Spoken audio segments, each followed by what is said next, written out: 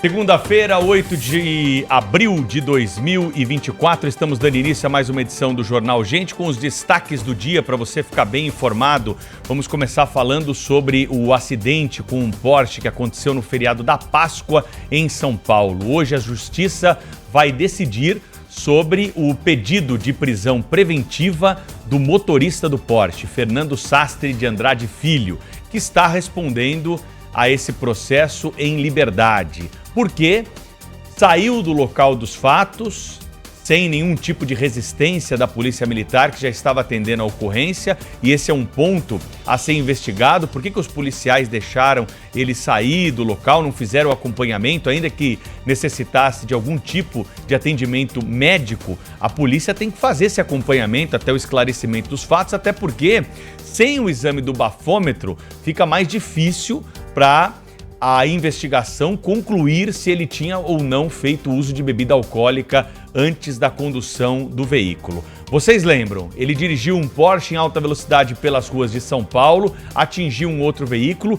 e matou o motorista do outro veículo. Era um motorista de aplicativo que estava trabalhando e foi atingido por esse carro de luxo em alta velocidade.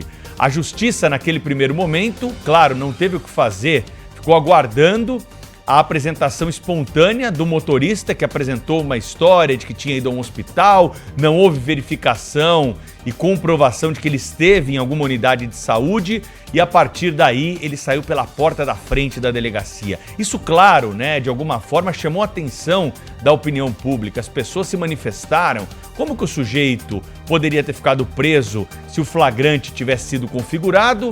E por se apresentar um dia depois, a legislação permite que ele responda a esse crime grave em liberdade. Para dizer o mínimo, essa alta velocidade já deveria ser motivo para manter o sujeito preso. Afinal de contas, ele mostrou que ele oferece um risco quando está em poder de um veículo, dirigindo em alta velocidade pelas ruas, até porque causou um crime, um evento morte, e isso vai ser alvo de toda a investigação que ainda será concluída pela polícia.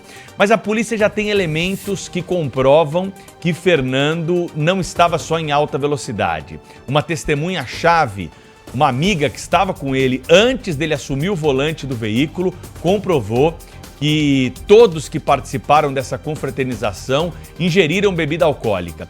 E disse mais a polícia: no momento em que saíram do bar, ele e a namorada tiveram uma pequena discussão, porque ela não queria que ele fosse dirigindo o veículo porque tinha ingerido bebida alcoólica. Um amigo apaziguou a situação e disse que entraria no carro com o Fernando, e as meninas foram então em outro carro.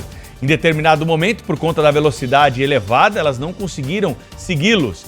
E aí exatamente aconteceu o acidente com o carro em alta velocidade. A polícia está colhendo todas essas informações, as câmeras, depoimentos de testemunhas. É assim que nós vamos fechar esse quebra-cabeça. Afinal de contas, você que está acompanhando essa história já deve ter presumido que realmente aconteceu. Faltam apenas as provas. E claro que aqui nós temos dois braços da investigação. O primeiro deles, importante definir esses parâmetros e saber o que a Justiça vai decidir hoje. Aliás, a defesa de Fernando Sastre já apresentou um pedido de habeas corpus preventivo para, de alguma forma, livrá-lo da cadeia caso a Justiça aceite o pedido de prisão preventiva da polícia. A polícia, dias depois, tinha encaminhado à Justiça um pedido de prisão temporária. A prisão temporária não cabe nesse caso. Agora reformulou o pedido e tem, claro, a expectativa que possa ser atendida.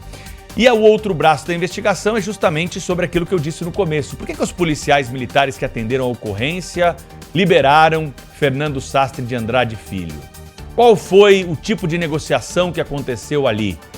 Os policiais estavam com câmeras? Se estavam com câmeras é muito fácil, é só acompanhar a gravação da câmera para saber o que aconteceu. Os policiais já foram chamados para prestar depoimento. Por que essa demora da Polícia Militar ao apresentar uma resposta à sociedade? Isso deve caminhar de uma maneira até mais rápida do que a perícia, do que o depoimento de testemunhas. O trabalho da Polícia Civil é um trabalho mais lento do que o da Polícia Militar deveria ser, pelo menos nesse caso. Em relação aos policiais, não tem muito o que fazer. Tem que analisar as câmeras, tem que ver exatamente o que foi dito para eles, comparar as versões e tirar uma conclusão e um esclarecimento para a sociedade do porquê da liberação desse motorista que matou um motorista de aplicativo durante essa ocorrência em São Paulo.